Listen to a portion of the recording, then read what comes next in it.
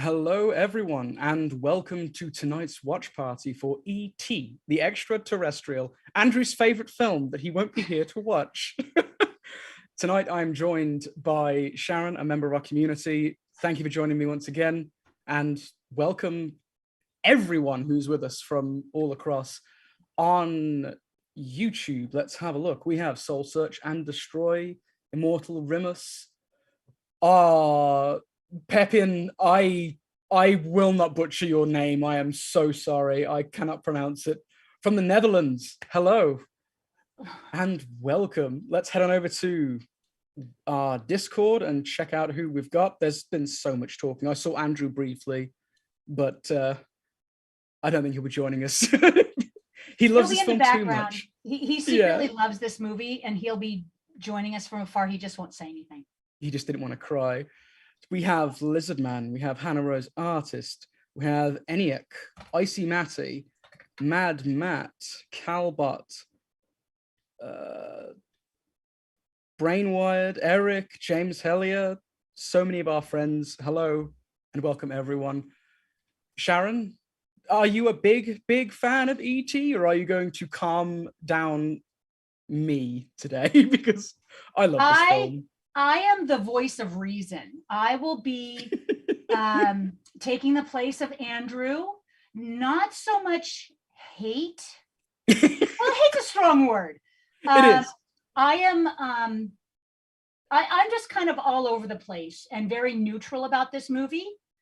As it should be. But I can appreciate the good, and I can talk about the not so good. But we can have fun with it because it really is a good movie. It's a good, solid family movie. Yeah, it's a classic Spielberg flick. It is.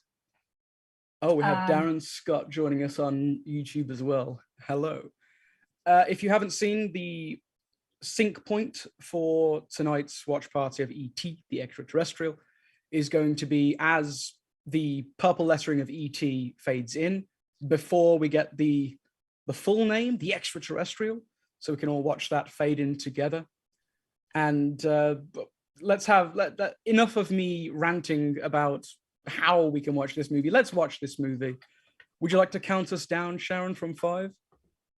All right, let's count it down. 5, 4, 3, 2, 1. Press play. Press play.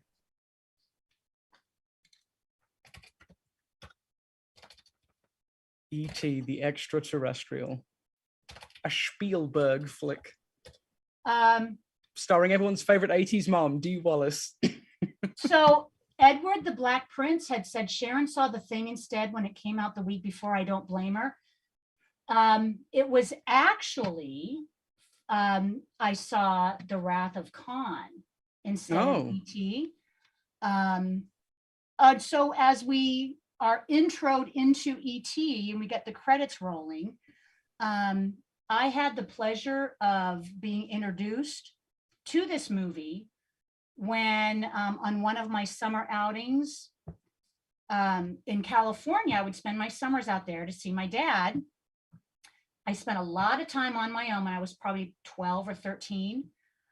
There's a movie theater, classic movie theater that is no longer there. It's right next to the Winchester Mystery House in San Jose, California.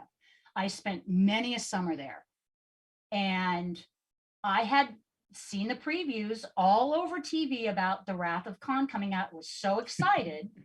Had no idea E.T. was being released. But E.T. was, I'm sure it was advertised heavily too. And so when I got to the movie theater, I had a choice. E.T. was this blockbuster. I think it had just opened, or Star Trek had just opened. I'm not sure which one was which, but they were playing at the exact same time. And so I chose Star Trek. I mean, that's a fairly good choice. I probably would have chose The Thing out of the 3. I'm a John Carpenter fanboy, always will be. It'll be chiseled on my gravestone that I would have chosen The Thing over E.T. Yeah, and I don't remember seeing The Thing. It might have been in another theater. I just remember the one that I had gone to. I had the choice of the two, and And I thought, no way am I going to see E.T. But I have seen it. I've seen it many a time. I don't know. Is there anybody out there that has not seen this movie before at all? I know my wife hadn't seen it until recently. I went to go and see the thing. I went to go and see. I did see the thing in theaters recently as well, actually. But this was recently re-released in cinemas in IMAX as well, and I took my wife to go see it in IMAX. And she asked me, "Am I going to cry during this?" And I said, "Don't think I will, because I've seen it a few times in multiple stages of, like, I saw it as a kid, I saw it as a teenager, and that was the first time seeing it as like a fully fledged, mature adult. And I ended up crying. So we may get some tears from me tonight. There's no shame in crying. Spielberg is a great storyteller. He is. This movie, the cynic in me, letting out my Andrew side briefly, the ending, I think he wanted to have a sad and a happy ending. So he just did it. He just had the sad version and the happy version afterwards. I kind of respect that, but I also hate him for it. Yeah. There's a lot to love in this movie. There when is. when my older kids were young, I used to play this all the time for them. It's a great, wholesome family movie. So I would watch it along with the kids. I just would never watch it by myself. It's not my go-to movie. Yeah. But you can't deny the power of Spielberg, especially in '82. He had done some blockbusters at this time. He had a proven track record. He has. And when this movie came out, it just blew every other movie out of the water. And this was the movie to beat for the longest time. Yes. And I think it actually surpassed Star Wars as the top money maker. Oh yeah, I imagine it would have. Or I think for a time it did, when you adjust the dollar. Yeah. And yeah, so now we're introduced to this cute little ET alien guy being chased by the big bad humans. Yeah. Oh, you can hear some Star Wars in that music, can't you? You just hear like little snippets of it. But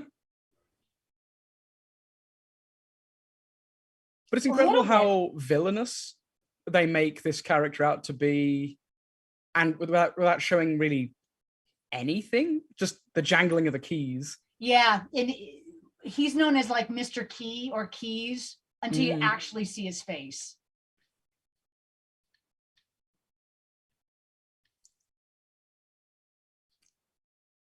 And I am looking for like the part about becoming a parent, because I anticipate I'll become a parent shortly. Not as in the next few minutes, but in the next few years. I am eager to show my kids some of these movies. My wife and I have a friend with a young daughter, and we've been going to the cinema frequently with them.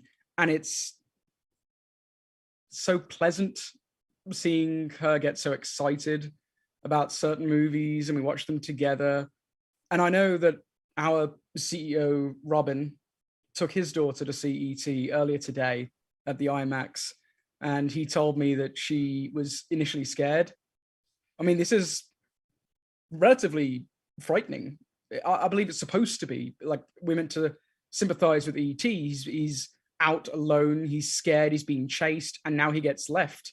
So it is quite a frightening scene.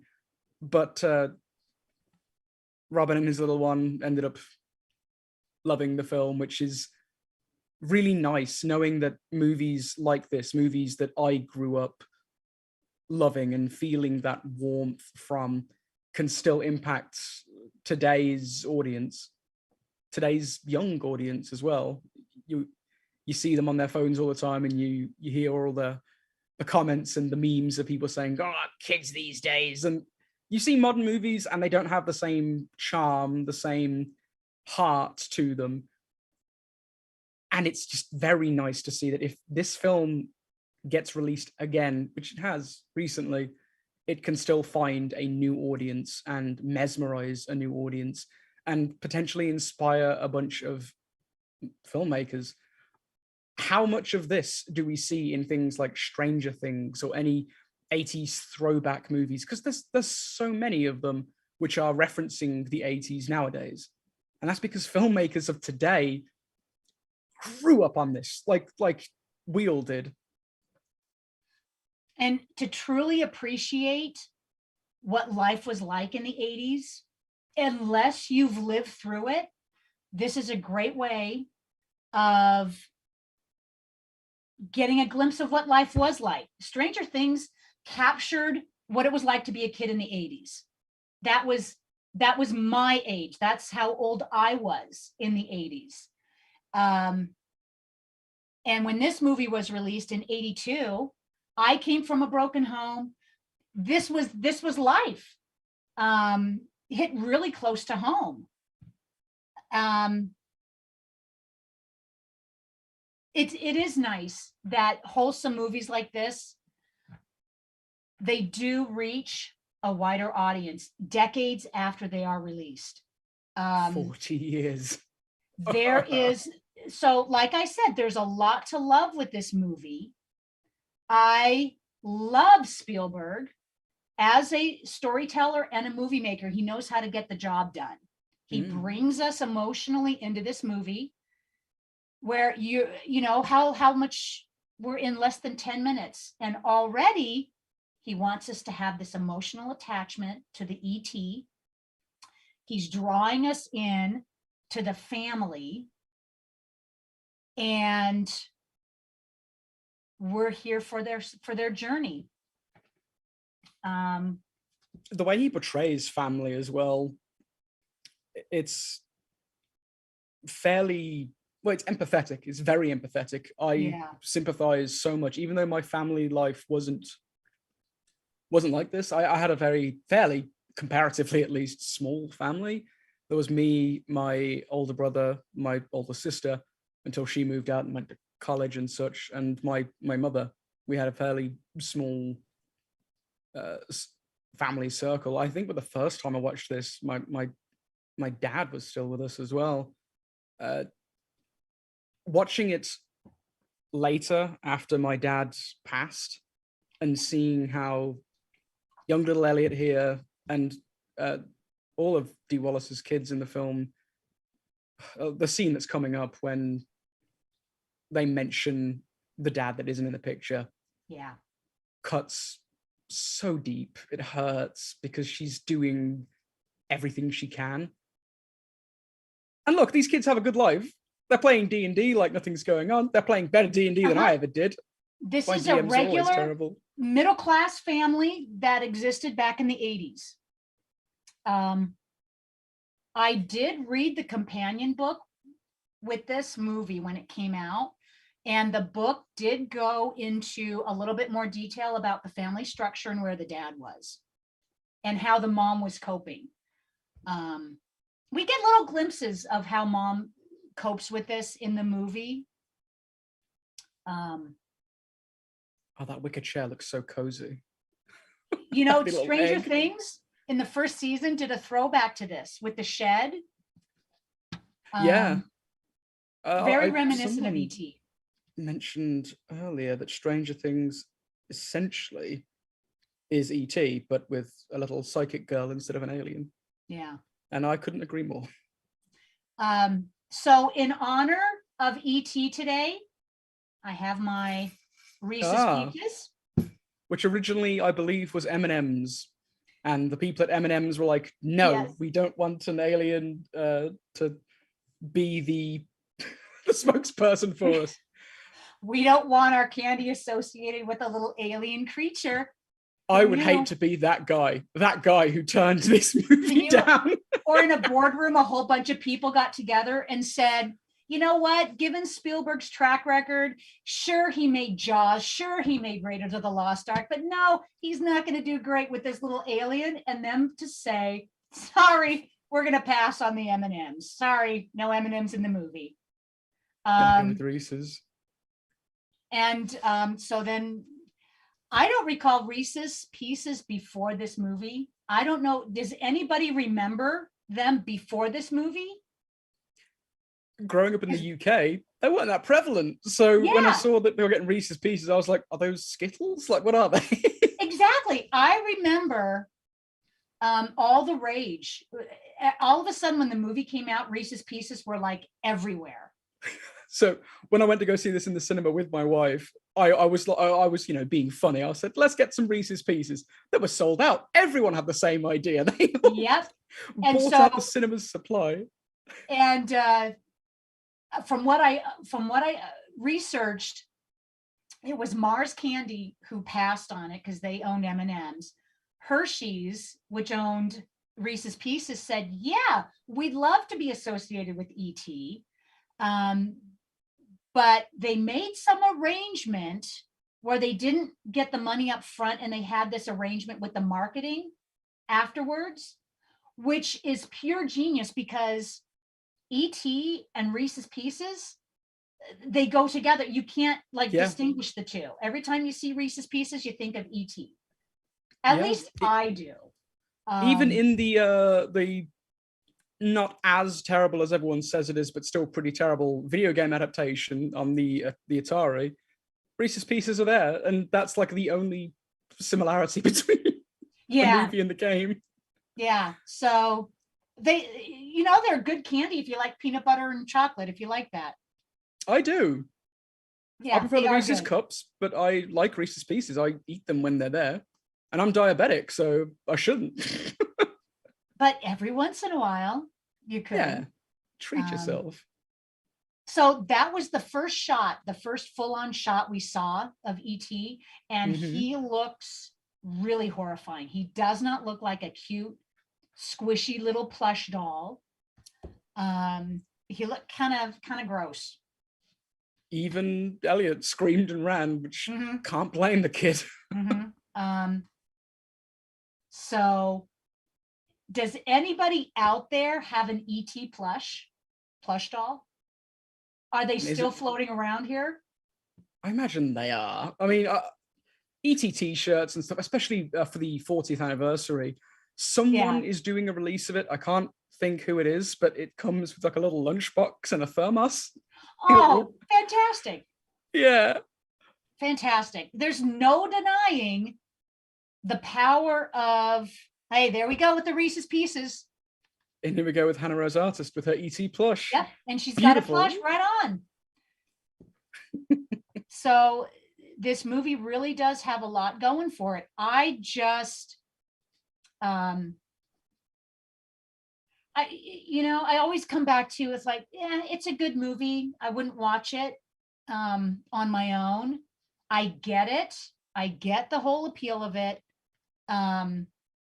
But give me Wrath of Khan over this any day. Oh, for sure. I want the sci-fi. I want the adventure. I want the shoot 'em up. But look at adventure. Key Guy's jeans. The bell bottoms that he's sporting, they're amazing. God, it's got so much of the 70s in this now that I'm thinking about it. The house, the clothing. Yep. This was at the beginning of the 80s with the latchkey kids, divorced parent, divorced mom trying to raise her kids. I'll tell you what, where this film is best seen. In IMAX is a good place to watch it, but honestly, around the holidays, surrounded by family, warm meal on the table in the background, where everyone can occasionally look over and just feel like a kid again. Yeah. Maybe it was an iguana. I love it. Oh, typical Big Brother. So Drew Barrymore, I think, was 5 in this movie. I She think was a so. youngin', She was very young. very And young. yeah, Lizard Man's right. I believe this was Drew Barrymore's first role. Yep, no one Unless she believes was a him. Gerber baby. Saw a spaceman. Ooh, ooh, kid throwing dad out there like that. Ooh. I believe I did similar things when Ooh. I was a little brat. I think I threw out the dad word when I was feeling upset with mum because I had no one to take my frustration out on. Yeah, I think any of us kids who have came from a broken home, we've kind of did that. Not in a mean way. I don't think Elliot did it to be mean. He just wants everyone to believe him. He saw a spaceman. Yeah.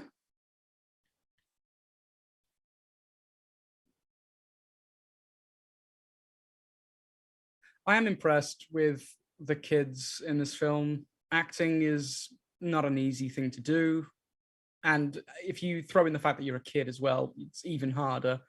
And that's one of the things Spielberg excels at. He's so good with kids. He manages to make them feel comfortable on set and get genuine reactions out of them. Later on, in one of the more depressing scenes that I won't spoil for the 2 people in the world who haven't watched E.T., Drew Barrymore's tears, her reaction was genuine. And it's because they treated E.T. like a person on set. The puppet was treated as though it was living. And I believe that Drew did like interact with the puppet and that the puppeteers were there like constantly to keep up the illusion that E.T. was present with them and just another actor. I had heard that, and Spielberg had a couple guys on the puppet at all times in case Drew Barrymore interacted because she truly believed that he was real and would talk to him as if he was real.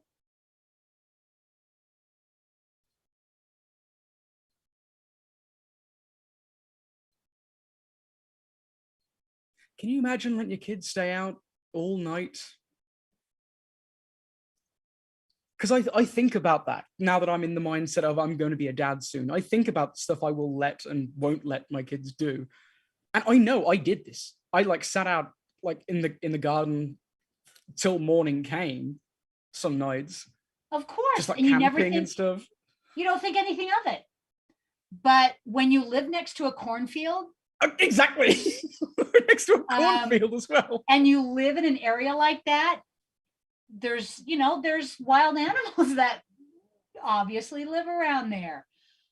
Even in suburban America, if you live near a cornfield, you probably shouldn't be in a lawn chair in the middle of the night. No. Immortal Rimus over on YouTube. Elliot reminds me of my older brother at that age. Same clothing and all.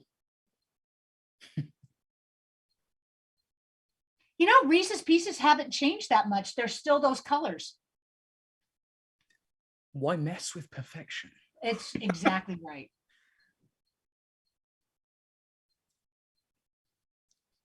So my house in the UK is besettled with foxes these days, and we left food out for them so they could eat and such. So I'm as guilty, if not more so, than Elliot here of doing this. I never lured them into the house, mind you. Just the innocence of Elliot, not knowing what the heck it is. He's luring it into the house, into where his family lives. Just. Oh yeah, this could have easily been a horror film. It could have ended so wrong, but I think from the beginning of the movie, we're introduced to E.T. as a sad and lonely character who was left behind. He never is portrayed as the evil villain. It's the humans, the men from the government who are the bad guys. Even then, they're not really nefarious. Well, I mean, well, spoiler alert. Later on, when their motives, some of their motives become clear, it's nefarious. It could be. That toy thing of the head that the eyes pop out and the hair jumps up. God, that's nightmarish. And the nose, I think the nose lit up. Yeah. And the hair popped up. What the heck is that? Nightmare fuel. So rumor has it that Elliot Henry Thomas was able to bring his toys to the set to make it a more realistic experience. And he does have some Star Wars creatures. So. Well, we do know that there were buddies, Lucas and Spielberg. Yep.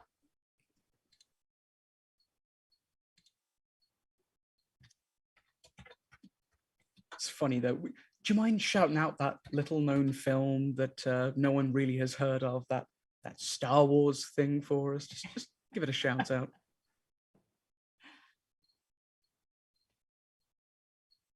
Yeah, Lucas and Spielberg definitely had a good relationship. Oh, Lizard Man. Yeah, those are the oddly enough, the killer clowns from outer space, less creepy to me than that thing.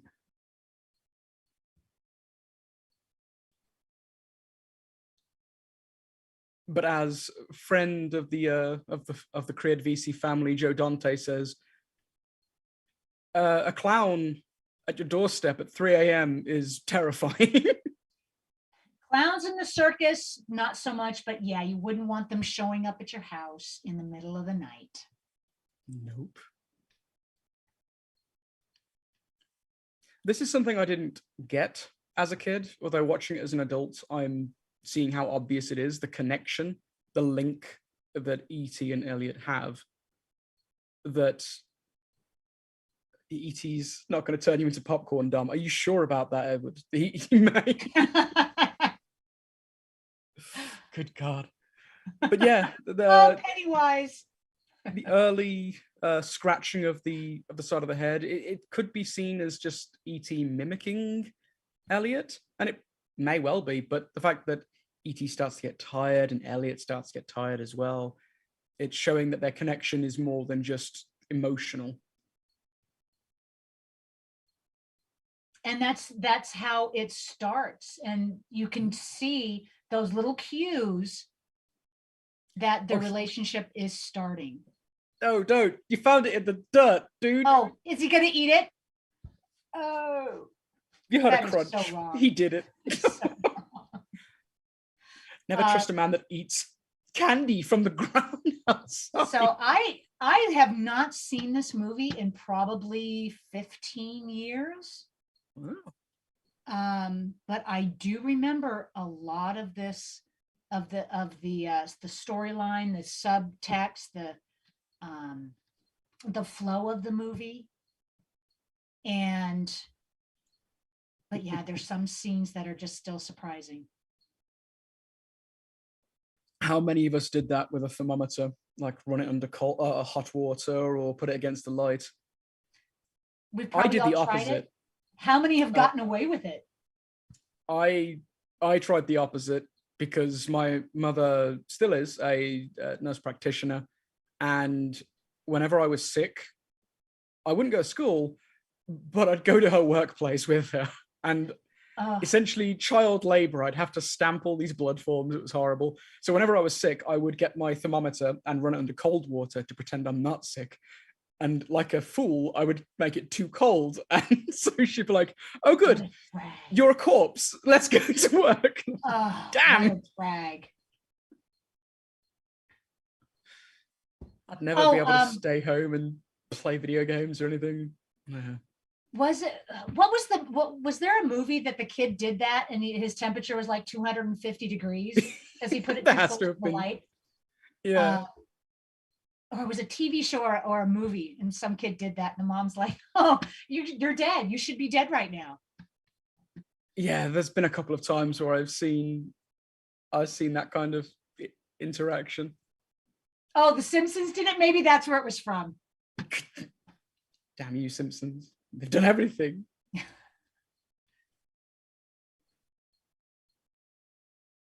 Mortal Rimus over on YouTube.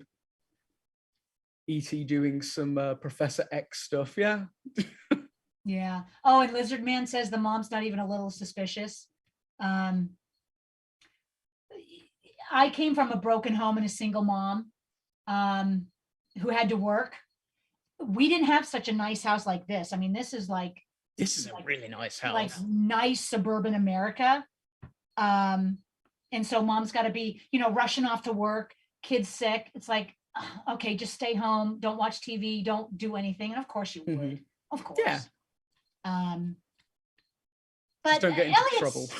Elliot's old enough to probably maybe stay home by himself. I don't know. I wasn't allowed to stay home by myself. Not at that age, but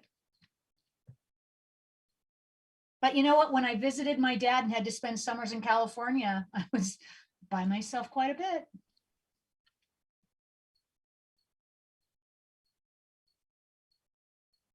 James Hellier. Elliot is lucky that this isn't a stranded critter. We're all lucky this isn't a stranded critter. Yep. Yep. All these Star Wars guys. Yep. They're the Star Wars toys. I used to have all of those. Hammerhead, Greedo. I had all the original ones. If you still had them today, that would have been worth a very pretty penny. No, if I could talk to my younger self, I would say, don't open Keep your them. stuff. Yeah. Keep them in the box. You have the whole collection. Keep them in the box. It'll pay for college or a house. Yes. Just keep them in the box. Yes, if I could just go back and talk to my younger self. But I played them till they broke. Yeah. I love how Elliot is describing all of this. And I can't imagine how you would direct this kind of dialogue, because it's so natural. It's so, this is how a kid would describe everything to an adult even. Because I've seen it, my friend who has the young daughter, we've brought Bones, our dog, over, and she explains to Bones, like, this is a house, this is where you sleep, and so. Yeah, this is how kids make friends. Yeah, it's so natural, and it's so heartwarming. It is, and it's nice to see Elliot connecting. And E.T.'s connecting, so they're making friends. And then there's the curious doggo.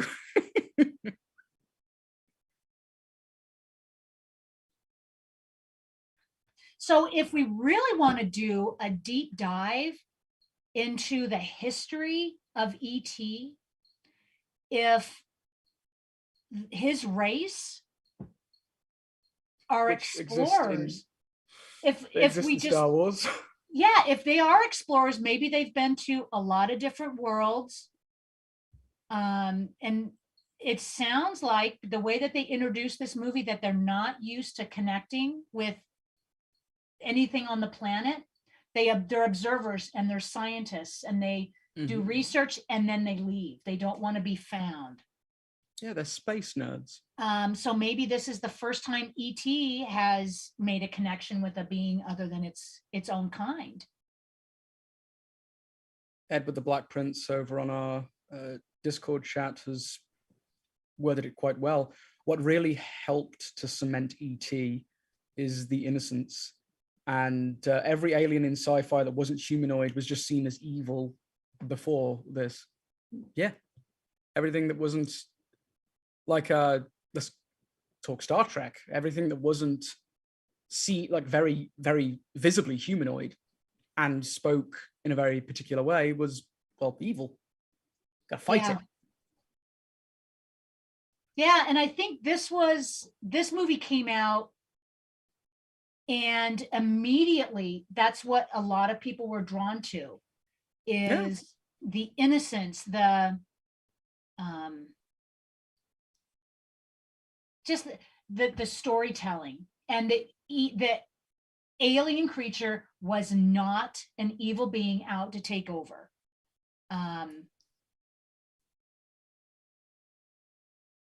It's interesting that you think Spielberg and you think, family friendly fun.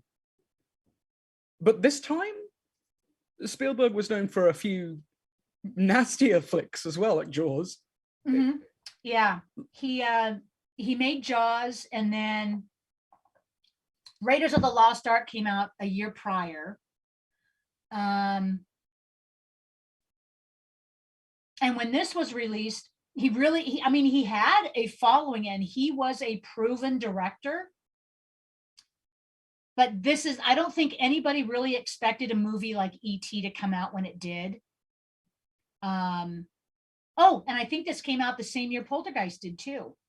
Yeah, because Toby was working on directing Poltergeist, and Spielberg was, I think he probably did want to direct it, but he, because of legal reasons, he had to merely produce it.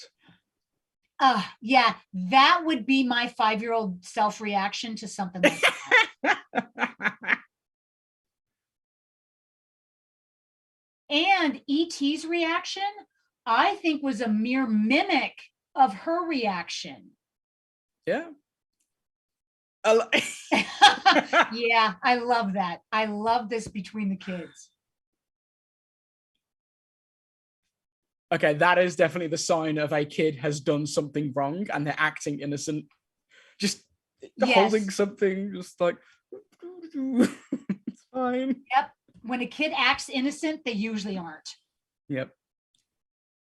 To the point you were making earlier, Sharon, Hannah Rose Artist has said, on that note, it does sound like a leaving the Garden of Eden or the Last Unicorn situation.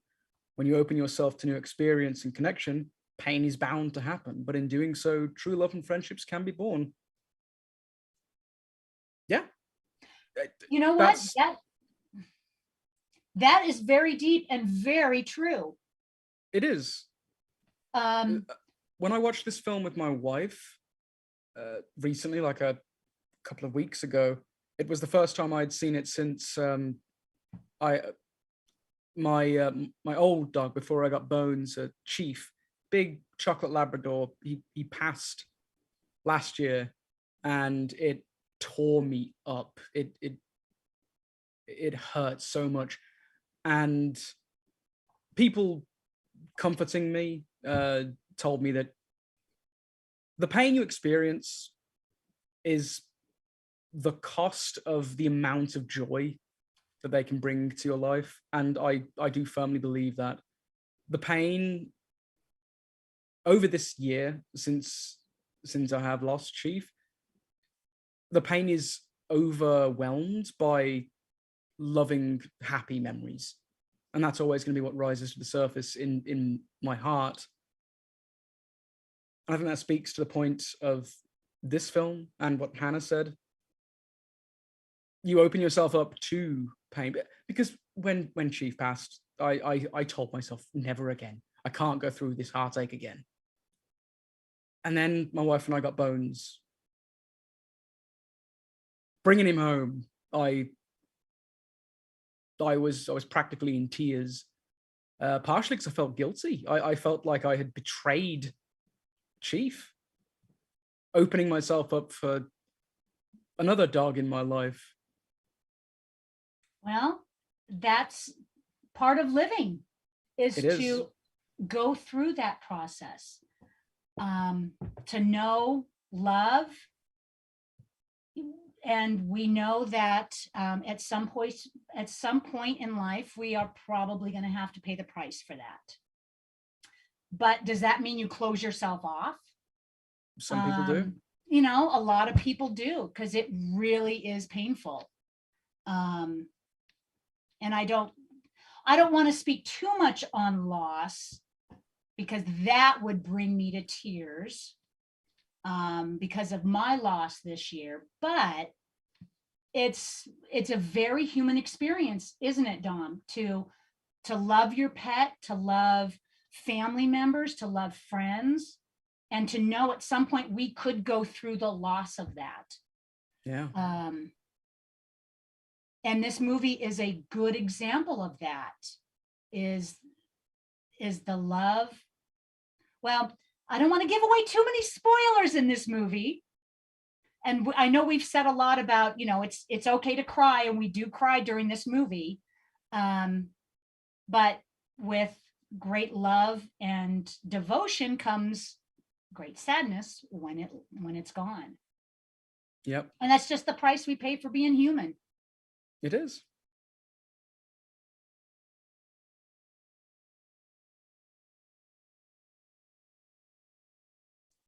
I do love this, trying to discern where E.T. came from. And I think they're trying to figure out what he eats. And I think pretty much he eats everything at this point. More or less. And now they're trying to communicate with each other.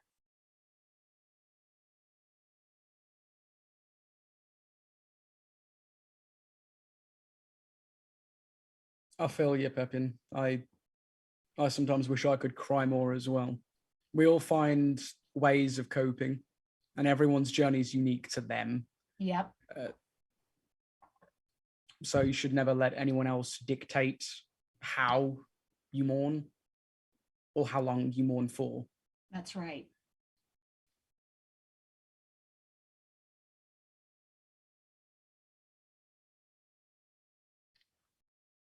But it is tough to go through that process and open yourself up to it again, knowing full well. Yeah, knowing full well that it's going to hurt. Chances are you will outlive your dog. And I've outlived so many different dogs and cats, and I keep doing it over and over again. And even the people that you bring into your life, one day you might have to say goodbye. And it's not fun. No, but to do it as a kid, a kid is twice as hard.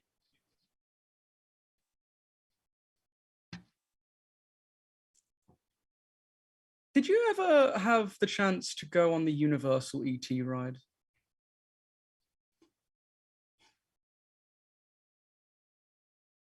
I don't recall.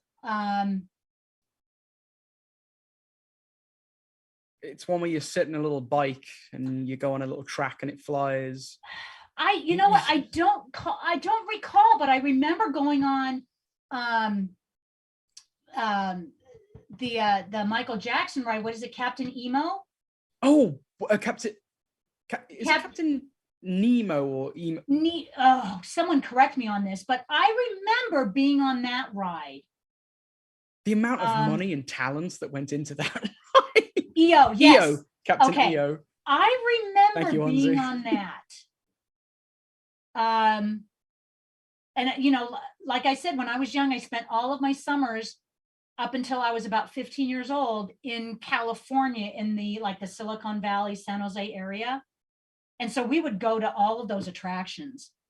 But I don't remember the ET ride. See, Andrew's going to be upset now because we're talking about rides like Disney, where he currently is and having fun. Well, he should go on it if it still exists. I think, I can't remember if it still exists, but We don't know. So my mom took me to Florida after my dad passed. It was a way of trying to remind me that, fun things still exist. And it worked. I was tremendously excited. I'd always wanted to visit the States. Pepin's saying it's gone. That's a shame. Oh, ET ride still exists. It's still there. So I believe Disneyland in California, it might still be there, or Disney World in Florida, it might not be. But it was there when I went to Disney World in Florida. Okay. And you speak your name to a machine, and ET then calls your name out as you're riding on the bike.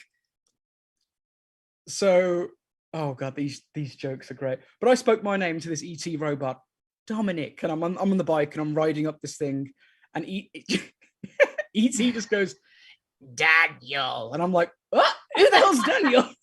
That's not even close. Yeah. I was like, rude. ET doesn't even know who he's riding with. That's funny. It's a slow ride, I believe. It's barely a ride. It's more of a, hey, you get to have your name shout out. Well, I can't believe the ride still exists, but after 40 years. I think it probably was made in the 90s, like early 90s, or maybe very late 80s. I'm not terribly familiar with how old or young Wait, when did Disney World Universal open up? Because it's right next door to Disney World, isn't it? I want to say the 90s. Good question. I don't remember ever being, oh, this is classic. This is classic. And the mom has no clue. The mom sees that thinking, oh, that's just a regular ugly stuffed animal in the closet. The amount of movies and TV shows that have mimicked that exact scene. I'm just thinking of Always Sunny in Philadelphia. There's a moment where Danny DeVito does the same thing, where he's just in a closet. You know, these kids are terrible at keeping secrets. They are. Terrible. You know, you probably shouldn't draw him and talk about him. Who's going to believe you? We all had those kids at school. But my dad works at NASA and he has an alien friend. Yeah. Yeah, okay. But Elliot has already been back to the site and saw the guy with the keys. And you know, he didn't run up and say, hey, I've got an ET in my closet. I like to think it was just stranger danger and he ran because strangers. Probably not. I'm not sure how much stranger danger was taught this early in the 80s. Why would there not be any cash grab sequels to E.T., says Fraglord? I had no idea because Jaws had loads of cash grab sequels and they were all terrible. Yeah, what was the reason why they didn't go off on this franchise? Well, I mean, really, the story was told. The story comes to a conclusion at the end. Yeah, but Short Circuit tells the exact same story and that had sequel. Well, yeah, we can, you know, we had this discussion, I think, last week with franchises. And some franchises, they just keep going on past the point that they should just stop. When the story is done, you have a complete story, but you keep telling it because you're thinking we can still make money on it and people still like it. Doesn't mean you should. No, definitely. I also didn't understand this as a kid, how Elliot is getting drunk because E.T. is pounding back beers like it's football season. So exactly, this is a very subtle connection that whatever E.T. is now getting drunk, and so Elliot is going to get drunk in class. How old is E.T.? Not a clue. Not a clue. Probably Yoda age. Yeah, hundreds of years old. Yeah. But speaking of franchises, oh, hang on. Immortal Rumors is saying Harrison Ford is uncredited, he thinks at least, as the teacher or head teacher in E.T. Who is? Listening to the voice, Harrison Ford. Harrison Ford is uncredited? Listening to the voice, it does sound like him. So I believe that fact. Interesting. Okay, so who had that toy as a kid? Everybody did. Everybody that I knew had that. The what is it? Oh, Mr. Speak and Spell. Is that what it was called? Yeah, I didn't have that kid. No idea. Did I have a gumball machine in the house? Ah, yes, the flying saucers of old.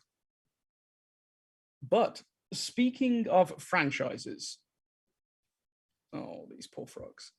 I have just been reminded, and by that I mean my own brain kicked into gear, that our latest epic, I want to call it, Aliens Expanded, we have announced the new poster, which I will put in the chat. Because it's gorgeous. I'll put it in the Watch Party chat. I'll share it with all of you. I've been given permission. Robin has given me permission. Let me take a screenshot of it. That's her name, Erica Eleniak. Mad Matt. That's exactly right. She started out as this little kid. Okay, so what grade are they in? Like fifth grade? And she turned into a bombshell on Baywatch. One hell of a way to go. Yep. So everyone, here is the the unveiling of Aliens Expanded, the poster. Sweet. Oh, that is just going to be an epic project.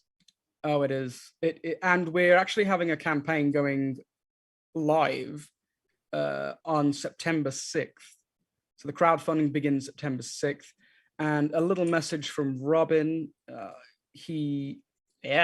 is what we call a poster. Here's a message from Robin to everyone, crediting Dave Morrell for this incredible work. We worked tirelessly with him for a while to get this just as beautiful as possible. I think it's probably my favorite poster he's done.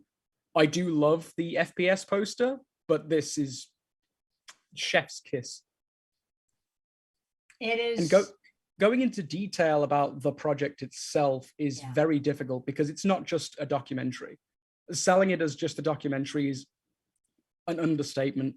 The movie, the project that we're working on is going to involve talking live talks with cast and crew, special guests that our director writer Ian Nathan, who is the man to talk to about pretty much anything James Cameron. It's an experience that's going to end with a documentary that's going to be the deepest dive into the Aliens franchise, not just the movie, but the way the movie's inspired video games, novels, science fiction in general. It's going to be one hell of a ride for everyone. Well, I'm getting the word out. It's on Facebook, so you can just share it on your Facebook page. Get the word out. It's everywhere. These frogs. I'm glad Elliot saved the frogs. I never did any kind of dissection as a kid. They didn't tend to do that in the UK, even in biology classes. But I remember we dissected a frog, but they were already dead. Yeah, and like watching them die is so much. Yeah. I wouldn't go for that, but they were already dead, and I got to do it in high school, not grade school. But there's Robin. Where have you been? I did your spiel for Robin's you. There. Yeah, E.T. is a great movie to take kids of all ages. It's got such a wide range of themes and emotions. You're going to feel so much. Yeah, even when your kid's 5 and 6, it's a great movie to take. Or they're 12, 13, grown-ups. It's great. But you just have to get ready for the tears. Because Spielberg does such a great job of bringing us on this emotional journey with E.T. Yeah, you feel so much. And he's more than a pet. He's like a member of their family. And the mom doesn't know yet. Growing up as a kid, I would always relate to Elliot because, of course, I would. Young kid. Missing his dad and all that kind of stuff. Now I realize I'm way more like an E.T. at home, slobbing it out, wearing a dressing gown most of the day. Taking apart electronics. Mm-hmm. That is just so fun. But Mom does not have a clue. No, she's so busy. She doesn't have time to You're right. notice That's what, when an alien is in the house. Moms raising kids, that's what their life is like.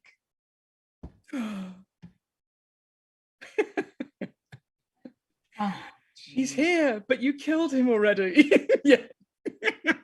Oh, this is she's now gets to experience E.T. I think he's gonna read. Is this where he starts speaking? I think he says phone, yeah. Yeah, something like that. and Gertie gets to be there.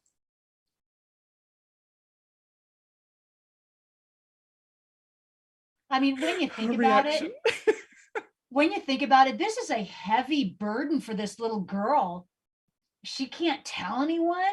There's an alien in her house. I think she does, doesn't she? She ends up telling like several people. But you know, Elliot's drawing pictures. It's like the worst kept secret, but nobody believes them.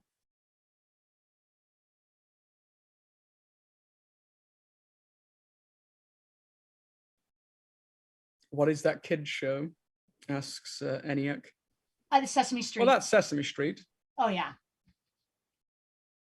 With a big bird. I got the Muppets and Sesame Street mixed up so much as a kid, and Fraggle Rock. Fraggle Rock scared me so much as a kid. I don't know why. I guess it was because they were underground, and I didn't like the idea that things were gonna get me from the underground. Fraggle Rock is pretty unassuming. It was just like an average little cartoon or a puppetry show. There was a VHS that I had as a kid that freaked me out. I don't know why. But I was so Raggedy Ann dolls as well. No thanks. So what gets me is Elliot might be acting drunk, but unless he reeks of alcohol, you could just say he's just a grumpy tired kid. Yeah. Yeah, being a kid. And this also, E.T. dressed up.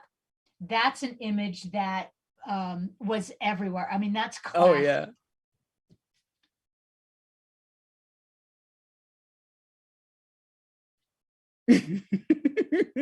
This is great. And I think this is where E.T. is making his desires known. Was that Buck Rogers? The classic E.T. phone home.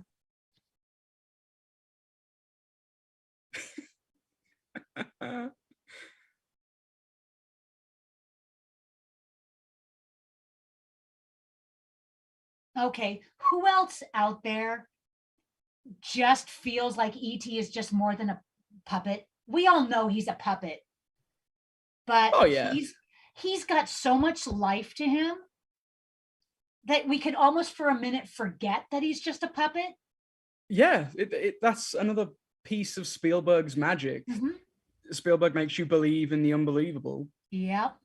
There's so many movies that, you know, out there today that just fail miserably in making you believe what they want you to believe. Yeah.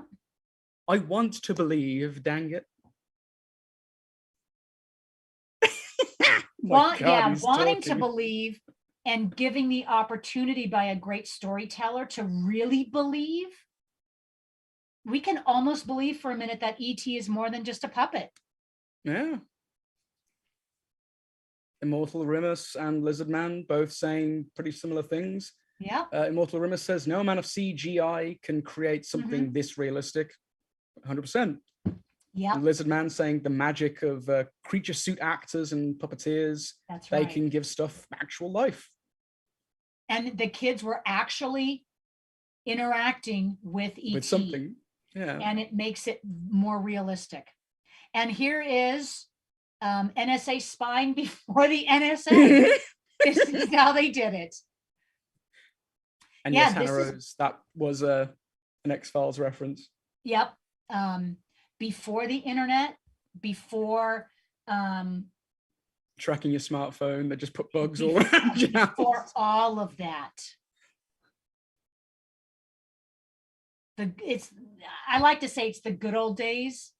But you know, the good old days now with the technology is pretty darn good that we're able to communicate and be in this chat with the technology. At us. All around the world, we're all watching the same film at the same time, having a live conversation with it. Yep. But there was something very special about being in the 80s. We didn't have the internet to spoil everything. Oh, yeah. The only way we could really be spoiled by a movie is if our friends got to see it before we did and everybody started talking about it.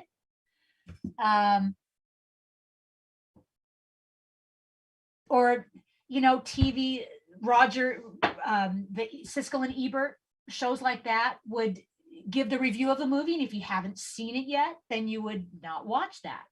Yeah. It was a very different time. It was very interesting growing up in the 80s.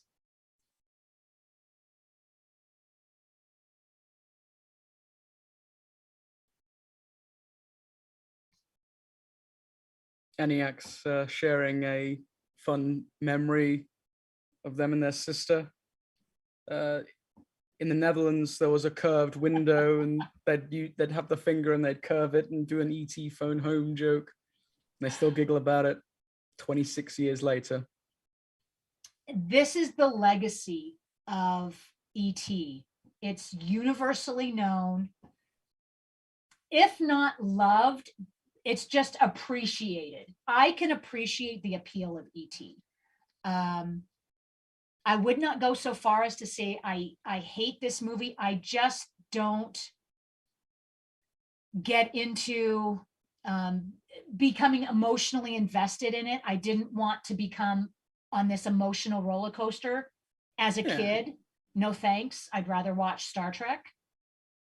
That was certainly me. As a kid, I watched and loved it. As the teenager, when I could like pick movies, I would never have picked ET to watch. Yeah, I would never pick it on my own, but my kids, I would let my kids watch it and watch it with them, and I would enjoy it for what it is.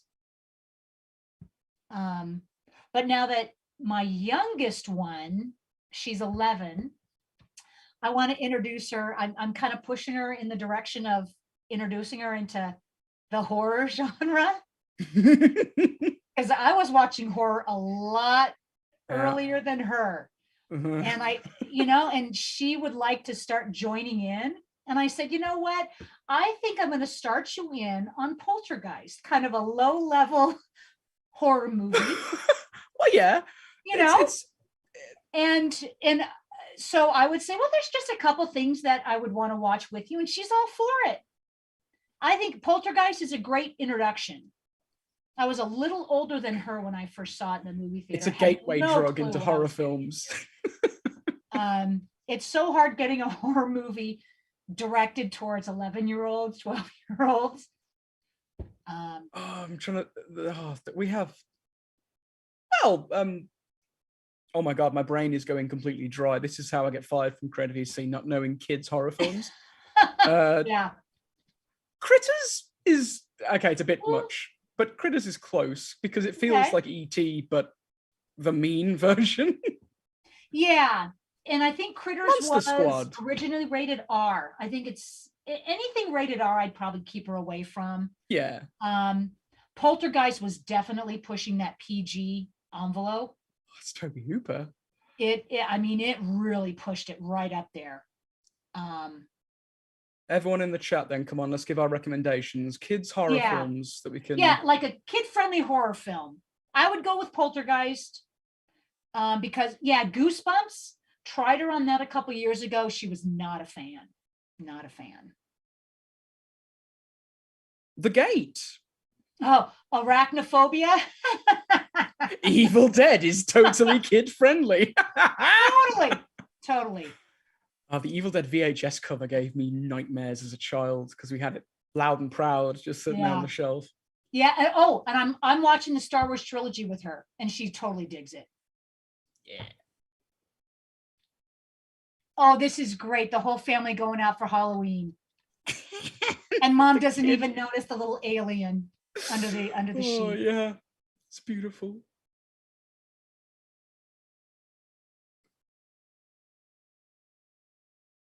Yeah, and they're seeing their mom as a sexy Catwoman.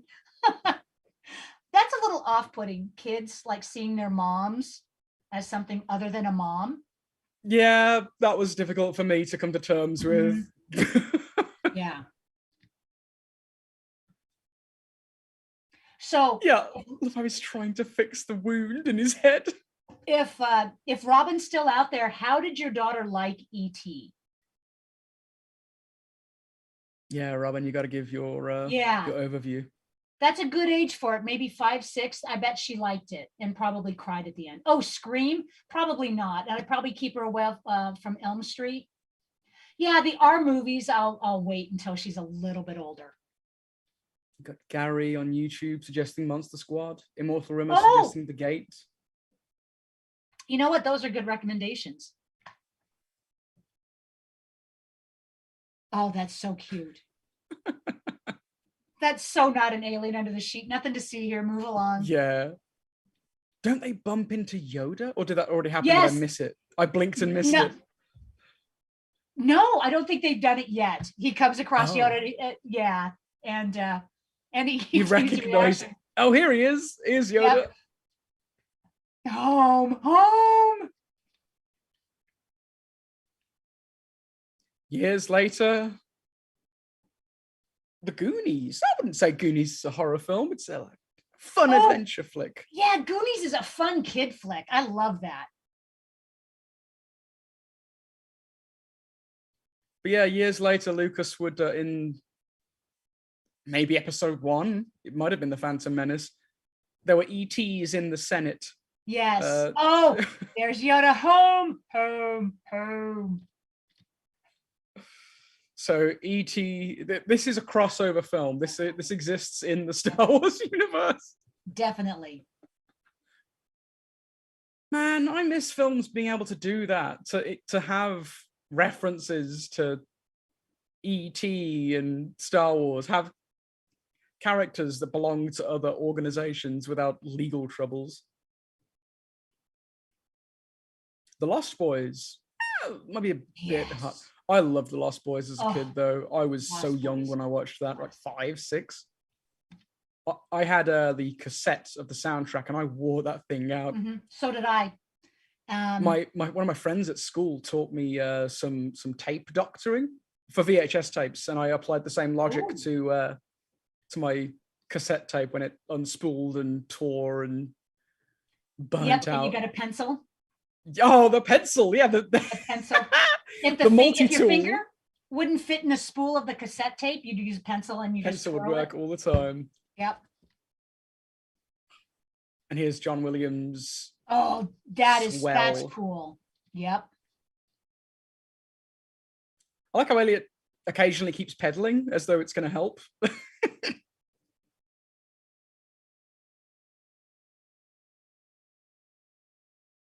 So realistically, if he is still pedaling in the air, the tires wouldn't go if you were pedaling. Yeah. Oh, wait, I suppose they would, like, well, the back one would, I suppose. It's being dragged by the chain, but the front one would just be stationary. Oh, the front one would just be free flowing. Mm-hmm.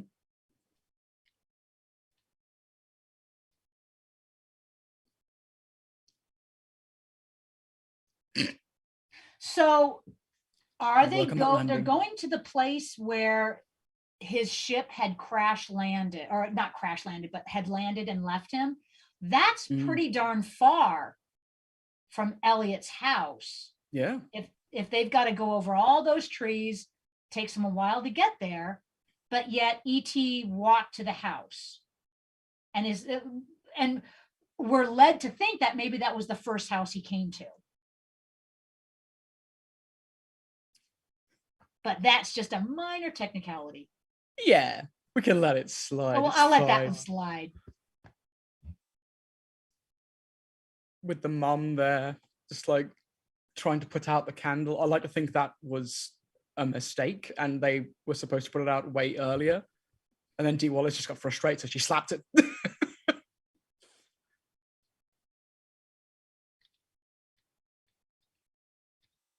I love this little makeshift satellite dish that they've constructed as well.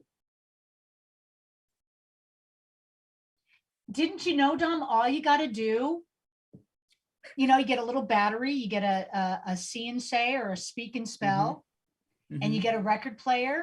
And I think they've got an umbrella, and they wire it all up, and you can shoot messages into space. That's what I need to start doing.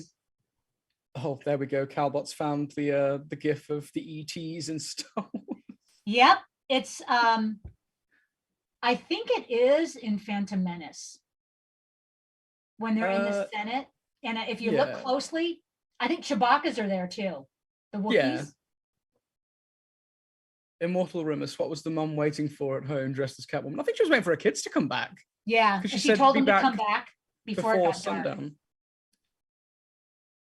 But all us kids that were out playing, we would come home at dark and we would just be roaming the neighborhoods. Yeah. Yeah, this is never good with guys with briefcases and suits coming up to your house. Waiting for everyone to be out. Yeah, never a good thing. It's just a load of Amazon deliveries. Oh yeah, was that it? At night in the briefcases. The guys nowadays they might come at night. Yeah, I've had people say like, "Oh yeah, your package will be delivered between 4 a.m. and 5." I'm like, yeah. What? I ain't getting up at 4 a.m. to accept the package.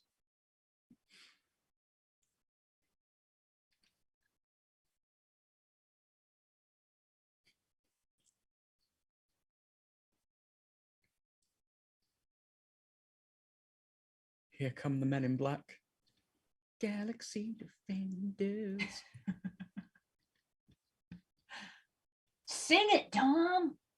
Oh, yes, I have the greatest of singing voices. That is a pretty cool contraption. It is. It's very cool. It's now speaking a foreign language.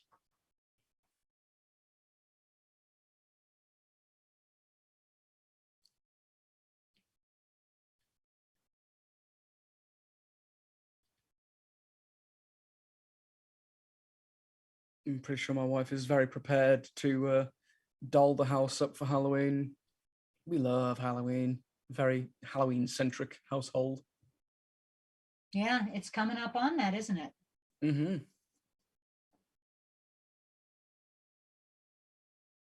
And I bet our watch parties are going to reflect that with the Halloween. I'm pretty sure they are. I'm pretty sure they are. Haven't looked at the schedule in a couple of days because I want to be surprised somewhat. Also, I have a terrible memory. I keep forgetting things. Okay. Like with my inability to remember the name Monster Squad earlier on. You know what? Yeah, I hadn't thought of that movie. Monster Squad's a good one for kids.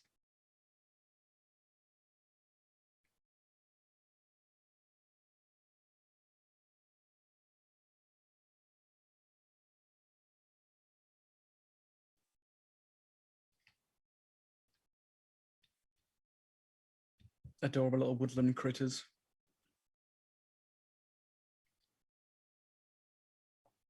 Oh. Yeah, this is really tugging at the heartstrings.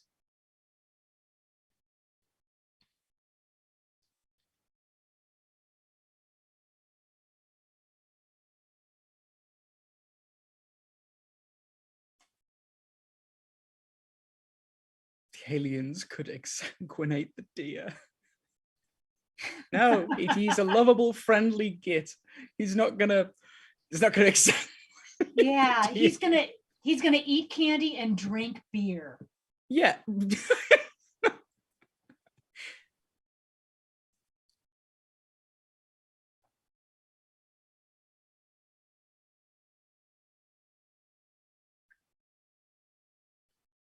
I think his neck is like his lifespan, and the longer he gets in the neck, the less life he has. Because when we first saw him, his neck's completely receded. He's totally in his necklace, and his neck's been growing more and more as the film has been going on. It's my personal canon, anyway. Interesting. I hadn't thought of that before, but can he just extend his neck and retract it at will? He can in the video game. Okay. I don't think he does it that much here. Then again, when he was in the sheets, his neck was fairly retracted. Mm-hmm.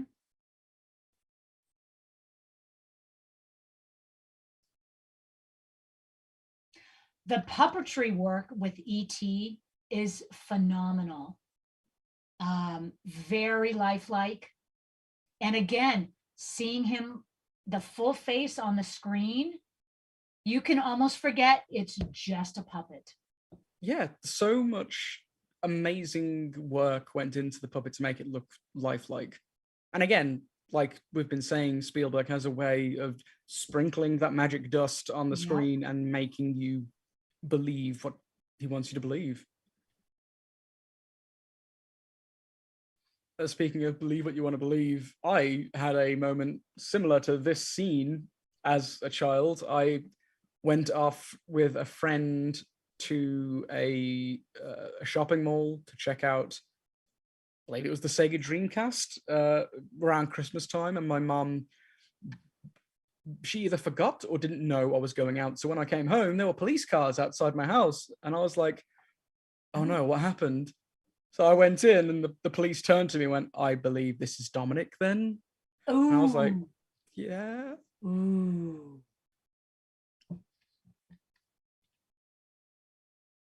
Yeah, Elliot should not have stayed out all night. Who knows his mom would worry. That's Bones screaming in the background if you heard him. A brief cameo. Oh, is that what it was? Yeah. Something excited him, clearly.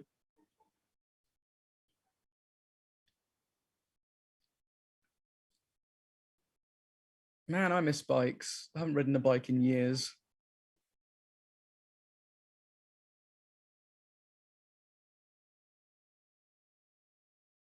That's how you know the ins and outs of the neighborhood. The best way of getting around a neighborhood like that was on bike. Yeah. And you'd be cutting through people's yard like that. Oh, yeah. What state is this based in? I'd say California.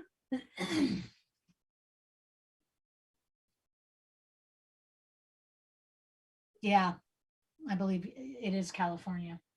That's Cali feels anyway. Just small town, California. Mm-hmm. Although really, no, this isn't a small town. This is a big town, but where they live makes you feel like it's a small town. Yeah, because of all the redwoods, I see Matty is Yeah. saying. Yeah, for sure.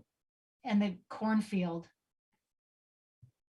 But then they've got a neighbor right next door to them. So this is definitely what the suburbs Yeah. are. Oh, yeah, that's not fair. That goes right at the heartstrings. Yeah. Bringing us along, like in E.T. With a raccoon there as well. And now look at him. With a raccoon nibbling on him or something. That's not cool.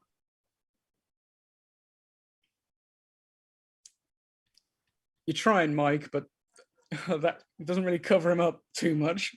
Yeah. Yeah, what are we? We're an hour 15 in. Yep, we got about 40 minutes left. Yep. Time to truly hit people on the heartstrings. Yeah, just wait.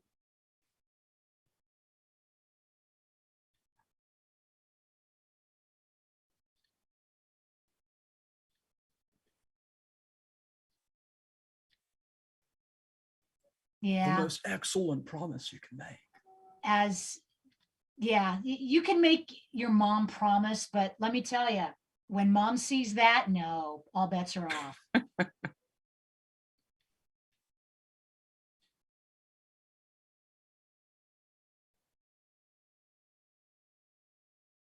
You're wasting good coffee. No.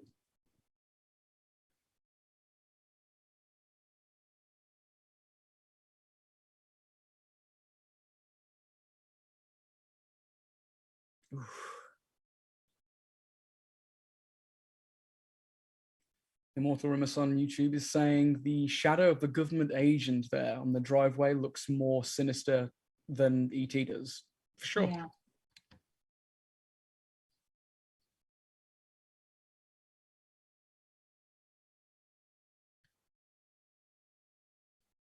His screams are kind of horrifying, though. They are quite... Yeah.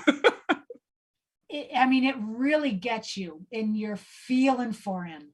Mm-hmm. And then the inevitable happens. The government shows up. Neil Armstrong. Yeah. Because, you can only hide an extraterrestrial in your house for so long. It's true. It's true. Now, would you rather these guys turn up at your house or Mulder and Scully? Personally, I'd rather Dave Duchovny turn up at my house. Mulder and Scully, I'd welcome in my house. Absolutely. Yeah, for sure. But Spielberg did a very purposeful job of distinguishing the good guys from the bad guys. Even though at this point, all we see is the so-called bad guys. They've been after E.T. We don't know why at this point. No. But we can only imagine it's not for, to invite E.T. to dinner and ask about his planet. Yeah. That would be nice. It would be let's nice. Share knowledge. Yeah, but it seems unanimous. People would rather have Mulder and Scully turn up at their door than the long arm of the government. How sinister can you get? Walking side by side with cop cars, just cloaked in shadow. Can you imagine in a little suburban neighborhood, all of this showing up? That's very sinister, very overbearing. Again, I don't have to imagine. I found a grenade in some dirt when I was younger, and the army came up to dispose of it safely. That was fun. Oh, was that like a real live one? It was. The newspaper came to interview my friend and I when we found it. Then they lied and said that 2 neighborhood terrors were playing with live ammunition. And I was like, what? Please. We immediately came to my mum and said, Mom, we found something dangerous, help.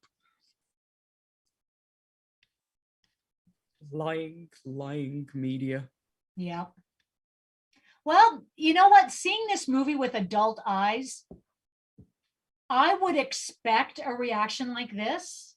Yeah. With an alien from an unknown origin, you would have to do that. But as this movie was definitely marketed towards kids as very kid friendly. So from a child's perspective, seeing this movie, this is a total overreaction. We've already seen these are the bad guys. E.T. was just living his life, trying to get home, and here comes the government. But this really would be a logical reaction. Besides taking E.T. to one of their facilities. Black sites. Yeah.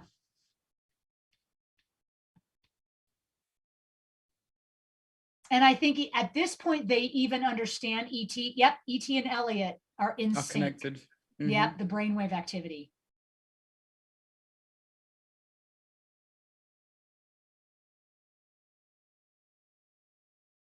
Anna Rose Artist coming in again. As an adult, still don't approve. Innocence until proven guilty applies to alien life forms too. It could once you establish a way of communicating with them, but you would have to establish the communication with them first. And how do you do that? That's the thing. I've seen so many sci-fi movies that I want to trust. I've seen so many horror movies, I know I shouldn't. You know what? And that's the thing. We see E.T. and we want all aliens to be like this. How much of a double bill would it be? This and Killer Clowns from Outer Space? Or Mars Attacks. Mars Attacks, yeah. There's got to be a balance. But how do you know unless you're actually communicating with them? But if they had just talked to Elliot, because Elliot and E.T. are in sync brainwave-wise, ask Elliot. Yeah, they don't trust a kid at the best of times. But yeah, don't trust the kid. What does he know?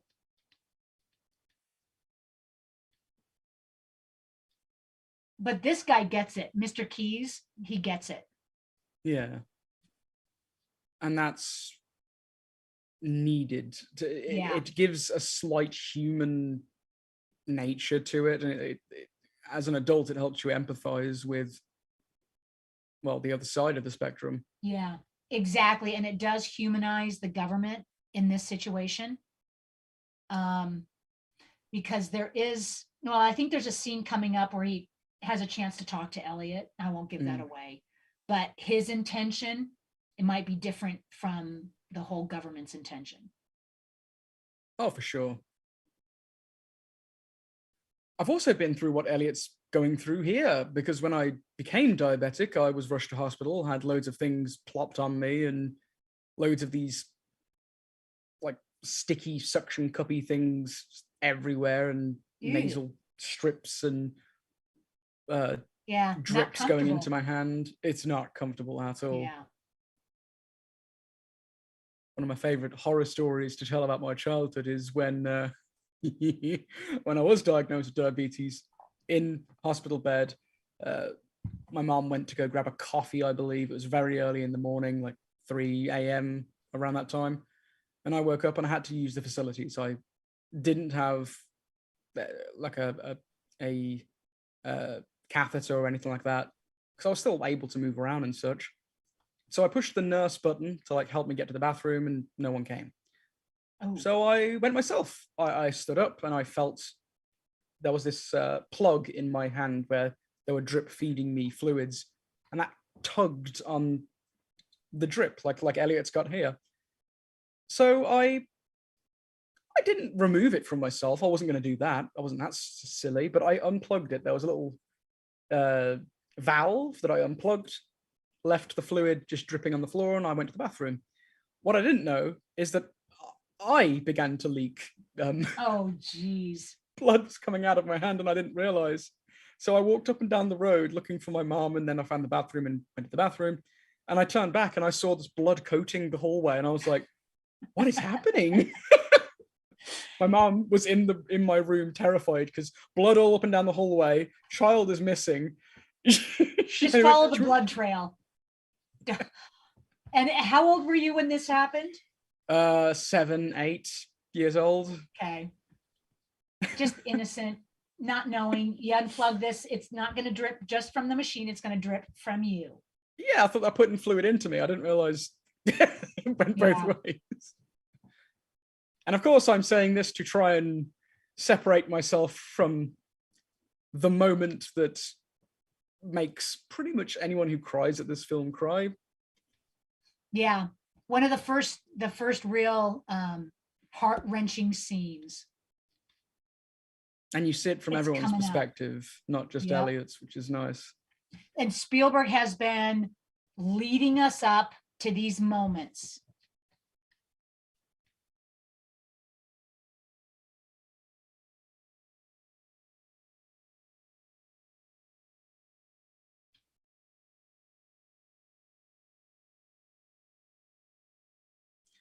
Yeah, Edward the Black Prince is right. Raggedy Ann is the ugliest mainstream doll that's survived this long.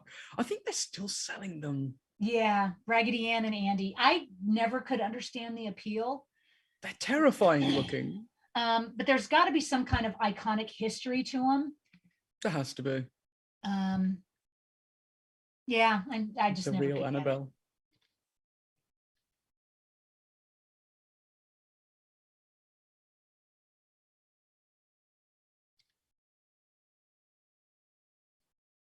Yeah, everybody get your Kleenex ready.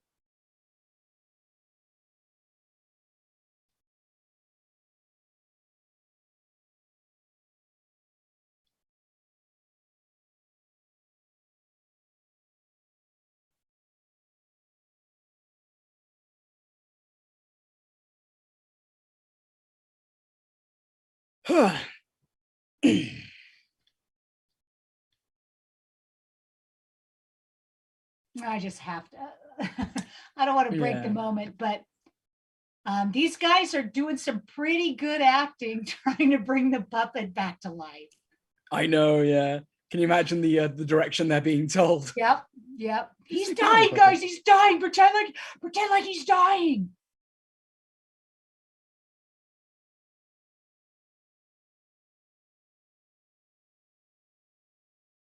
And again, Spielberg knew when to bring John Williams' score in, when to cut it out and make it not a quiet moment because there's screaming going on, but there's no music to hold your hand through it. It just lulls you in, gives you a little bit of hope.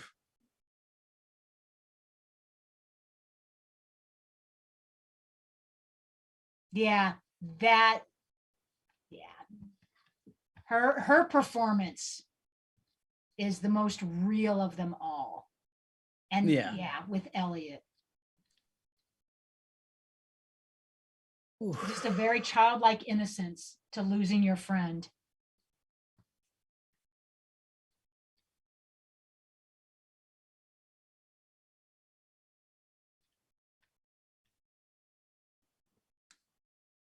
That must have been a very traumatizing day to direct Drew Barrymore, knowing full well she is believing that he's dying. Oh yeah. That's just Couldn't so have been real. easy. Haha, Drew, just kidding. Yeah, he's fine. Look, it's fine. Just kidding. Thanks. We got it.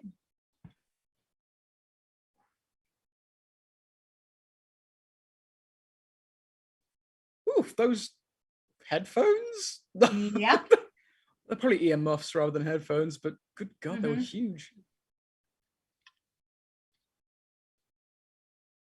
Yeah, I think by 82 we had Walkmans, the cassette Walkmans, or was it a little bit after 82? Might have been a bit after. Maybe. When they were still there when I was growing up in God, the late 90s. So oh God, first initial CD players were so terrible. If you moved them even slightly, it would just skip a song. Yeah, and they never really worked as I had a CD Walkman. Never really worked because you'd bump it the wrong way, or you'd hold it the wrong angle, or you'd speak ill of it, and it would just skip out of spite. Yep. Calbot's informing me that those headphones had a built-in radio tuner, and that's why they were so huge. They were huge. Makes sense. Ugh. Why?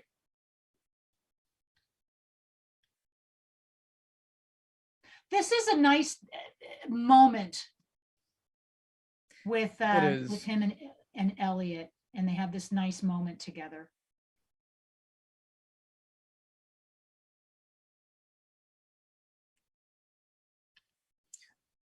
I've always believed, as a kid I didn't, to be fair, but I did believe now that it wasn't the government that did this to him. It's just unfortunate timing. I like to think that E.T. was essentially holding his breath and waiting for his family to come back and pick him up, because he physically can't live on planet Earth. He needs his own atmosphere and environment and such. So that's how I justify what is coming up.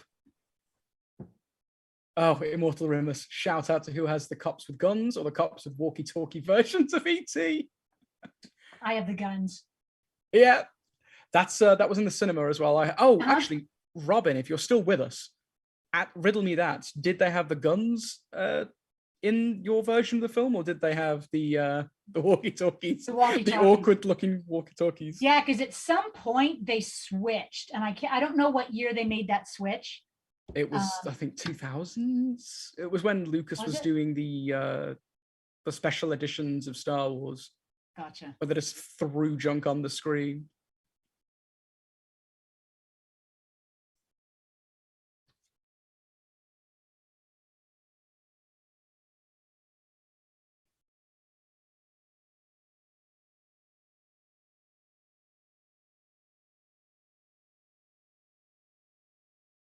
Yeah, I gotta be honest. The first time I did actually see this movie, was not in the theater. I think I rented it. The government agents with the guns, it was just like a given. We never felt it was nefarious or anything like that. And Calbot once again saying Spielberg admitted that making the switch to radios was a mistake. Yeah. Yeah. And it takes a lot to admit that you've done something silly. Yeah. Especially when you're being touted as being one of the greatest directors around. Yeah. But it was So, silly. yeah, I have a theory about why ET did this. And I don't know if it would spoil anything and give anything away from what's going to happen if anybody hasn't seen this yet. But you're right, Dom. It wasn't the government that did this to ET, because he was doing this to Elliot before he started the process, and they were in sync. He had to then unsync himself from Elliot in order for his people to come back and get him, and for him to leave. I don't think it was for his sake. I think it was for Elliot's sake. Elliot. And he had to go through this process. And yeah, like, and I don't want to give away. Replugging in. Yeah. So he had to kind of disconnect, like rebooting himself. So he's in essence rebooting himself. Yeah.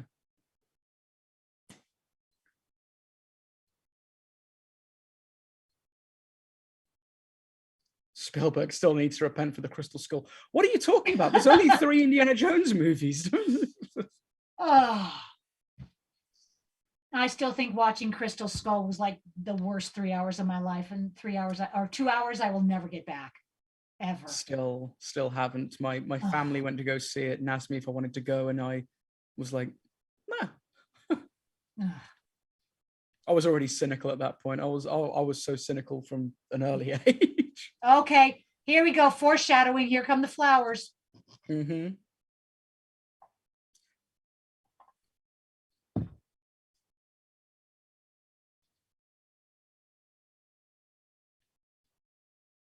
Okay, Elliot, just kidding.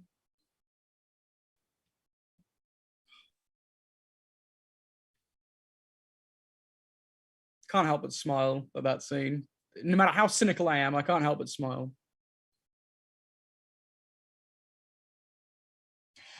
Can you imagine if that's how this movie ended, with him dying?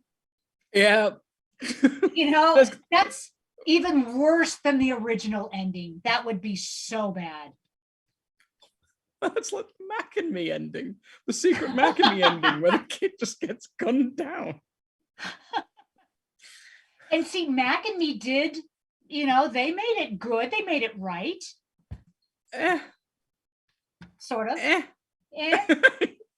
See, where Andrew is a fan of, well, I don't know if he's a fan of Mac and Me, but he accepts it. And he's a vivid hater of this. I'm the opposite. I'm a fan of this film, and I actively despise Mac and Me. I think every movie has its place. And there are some movies that can just truly be appreciated if you're appreciating them in the time that they were made, in the time that they came out. We can appreciate E.T. 40 years later. I think Mac and Me truly got the love back in the 80s. And I think now it's just kind of a joke cult classic. And that's being generous, I think. But I can appreciate it. Saying, surely everyone apart from Carla despises Mac and Me. You'll be surprised, James. They exist out there. Fans of Mac and Me exist. You know what?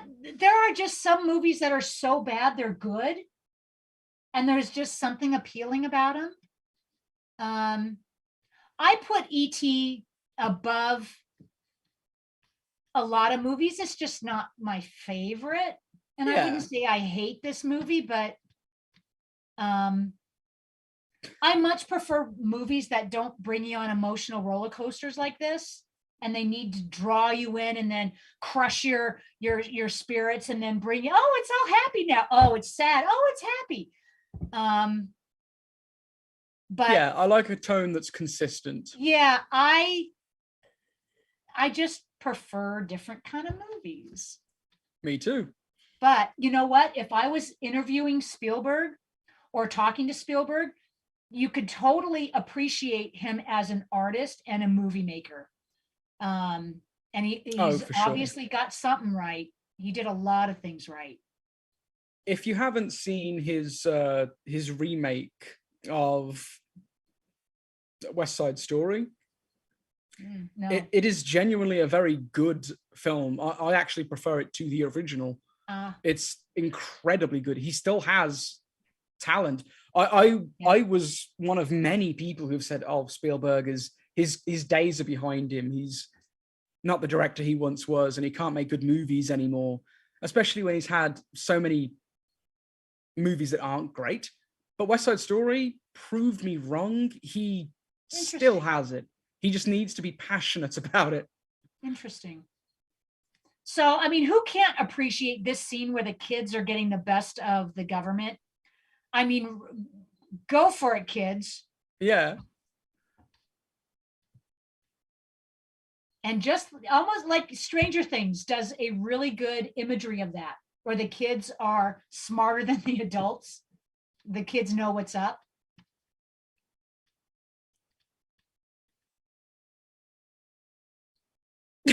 Oh, thanks, Gertie. We're going to the spaceship. Thanks.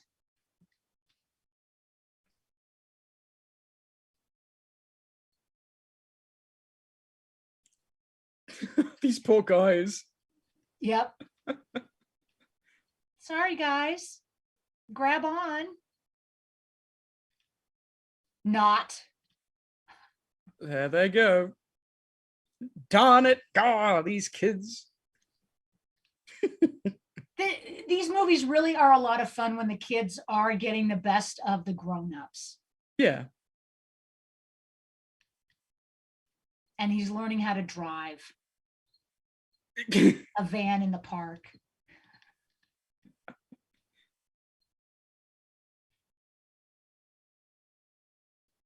And that kid on the right, C. Thomas Howell. Mm. And I think this was one of his, there he is, one of his first roles. Is that C. Thomas Howell? I'm sure it is.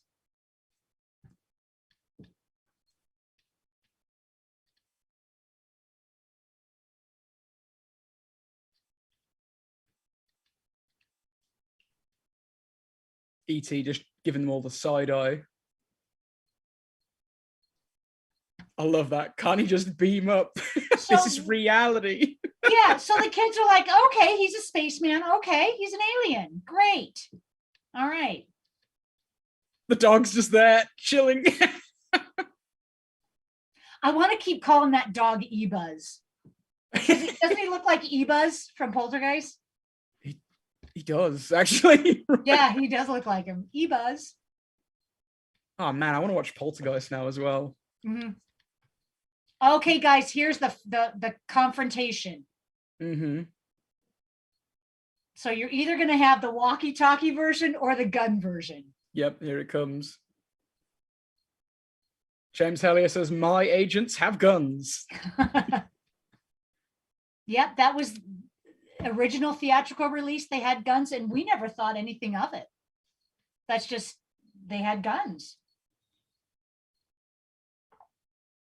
I don't know how these kids like communicate with each other besides just screaming at each other, saying, "We'll split up," but they're very coordinated. You gotta appreciate that. Yeah.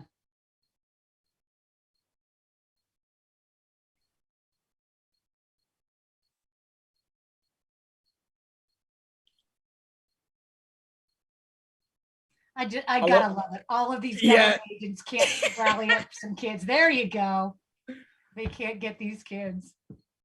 They're just on bikes. What can you get them? Yep. There's only 5 kids against how many government agents? Let's count them. There's at least like 4 dozen cars around there. Yeah. And they can't get them.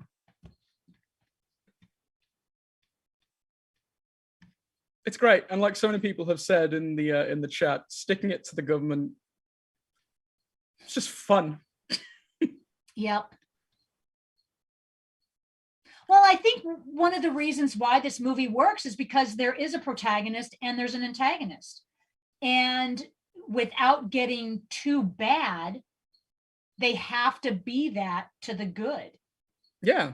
You need that countermeasure. You need that to kind of counter it and feed off each other as that drama builds. All right, kids, you're out of the woods. Not. I love that scene. We made it, and then instantly everyone catches up to him. But why all these guys are on foot is beyond me. Here we go. This is it. Yeah, here's the. This is the scene. That's a There big we go. shotgun there. Yep. There is more dramatic effect when you have the guns. Guns, lots of Yep. guns. But if you notice, if you guys do have the guns, they're not actually pointed at the kids. They were pointed in the air. Mm-hmm. Which is unfortunately where the kids ended up, but Yeah. The amount of houses here that have pools. That was suburban America. Yeah. Well, I don't see the corn stalks. I don't see the cornfield anywhere. Gary's saying on YouTube it was changed to walkie-talkies after 9/11, which I can understand. Okay, that makes sense. I mean, I think every kid wanted their bike to do that. Oh yeah, I still do. That would be especially if you're in California. Screw California traffic, just fly over everything. Exactly.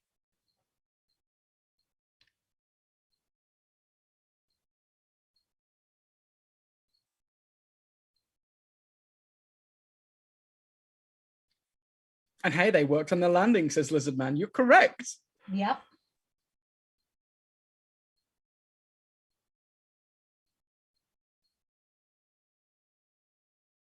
It's been so long since I've seen Close Encounters of the Third Kind. I can't remember the ship design. It's definitely like a saucer, right? It's more of a saucer than this egg. Yep.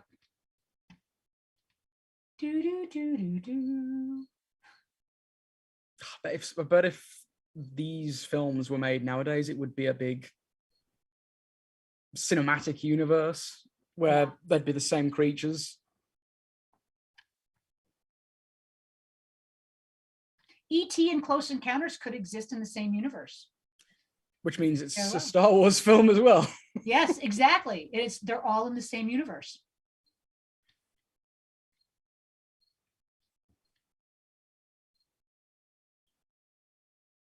God, if it was made nowadays, it'd probably turn out that Jaws is from space. So who knows how many Academy Awards this movie won? 3? I want to say 3. I don't know. 4. I wouldn't even hazard a guess. 3 sounds. I think 3 for sound and cinematography, maybe. It is a beautifully shot film. It is. Okay, guys, tissues at the ready. Yeah, here's the There's no shame in crying. Yeah. Heartache.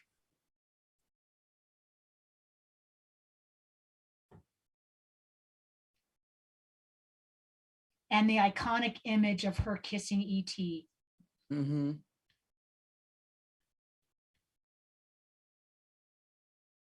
Just give him a little pat, pat.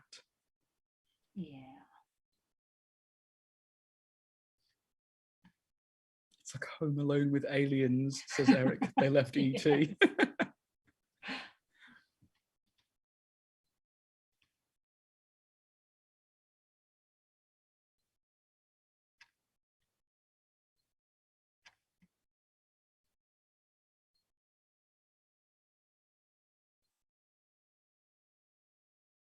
Ah, thank you, Edward. The UFO from Close Encounters. Beautiful film.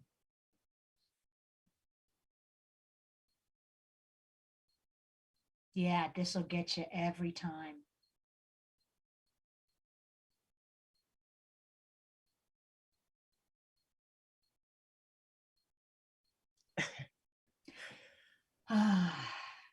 Any kid that grew up kind of feeling like a misfit who had maybe one friend in the world, to lose that friend, you know, that'll get you. James Hellier says it won 4 Oscars. 4, yep. Score, visual effects, sound, and sound design. That is impressive. Who got Best Director that year then? It took, I think, Spielberg decades to win a directing Oscar. Did he finally win it with Schindler's List? Was that the moment? Out of all of his films, like it's a good film, but it's a dark. Yeah. Gandhi beat it to Best Picture. Okay. Here I am reading all the comments to distract myself because I know I will be a blubbering fool. There is no shame in crying in this movie. I'm saving my tears for next week. I know that one's going to kill me. Oh, yes. That'll just gut me watching it next week. I already getting like choked up about the idea of it.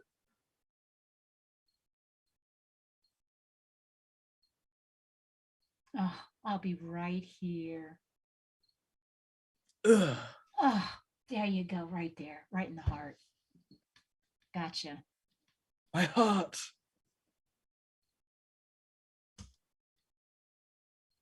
Well, if you want something to distract you from this moment, Dom, have you ever, after this movie came out, I think Neil Diamond released a song. And it was just as corny as can be. And every time I heard it on the radio, I would cringe and change the channel. It was awful. Gotta have songs that are linked to films. Yeah, and anybody who has a love for that song, I'm sorry, I love Neil Diamond as an artist, but not that song. Ugh. Oh, no, pup. Yeah, you don't get to go. Now that would make me tear up if the pup actually went on board and left. That would just get me. Just one final kidney punch to the heart. Yeah. But let's be happy he gets to go home. Edward the Black Prince, I know now why you cry, Dom. Yep. Yeah. It really was an emotional roller coaster seeing this movie. Oh yeah, the term emotional roller coaster gets thrown around a lot, but this is legitimately not even hypothetical, not even metaphorical. It is an emotional roller coaster. It is. And the only way for a director to do that is by bringing the audience in and get you emotionally invested in these characters. And he certainly did that with E.T.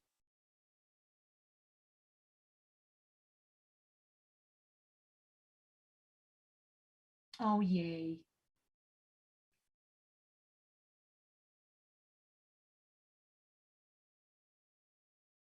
And then the government come and arrest the family. That's right, for harboring a fugitive. You're all under arrest. All right, can we watch Terminator 2 now? Let's do it. Whew, that's next week, I'm afraid. Yeah. Yay. Everybody. Very good. Yay. E.T. The film Andrew didn't want to see. Beautiful piano music just takes us out. But yes, that was E.T. If you haven't seen it before, how? But you have now. So I'm happy you could all be there with me. Sharon, I'm happy you could be there with me as well. Well, thank you, Dom. Anytime. I'll help out anytime. Even the movies I don't really care for. It's fun. It's fun being with you guys. And yeah, it's been murmured, but I will officially say that next week, Andrew will be back and we'll be watching Terminator 2. Yay! One of my all-time favorite movies. And that is good. Weirdly, yes, I'm going to cry way more while watching that than I have been watching this. It definitely has far more of an emotional sting with me. It's a very personal film for me.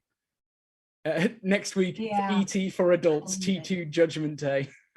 Yep, that's going to be a great movie next week. So I'll let Andrew tell you that because he knows more than I do, and he will be back next week. It's no longer Dom driving the machine that is the Watch Party machine. That will So Daddy Andrew will be back. I see Maddie is asking which cut. That's a very good question because there are 2 or 3 different versions. I think just the regular theatrical one. I don't know. Like I said, I'll let Andrew be the one to come up Okay. with that one, and it's going to be the cut which is most popular on streaming services. They're but I'm actually, sure, I've scoped them out. I think they're both pretty popular. I think the director's cut is probably going to be the one. Okay, and that's because I about 10, 15 minutes longer, I think. think so, but don't take my word for it. Okay, Andrew will send a post at some point before next week. all right, so stay probably tuned. as soon as he's back at home and ready to gear up again. But yes, once again, everyone, thank you for being here with me. Sharon, thank you for being here with me. Thank you all. This was great. Yeah, and All right. we're going to head off for a week. We'll be back next week. Stay safe, everyone. Be kind to one another because no one else will. And it's okay to cry. Always. Life is too short to not cry. Exactly. And see you next week, everybody. All right, we'll see you next week. Bye-bye.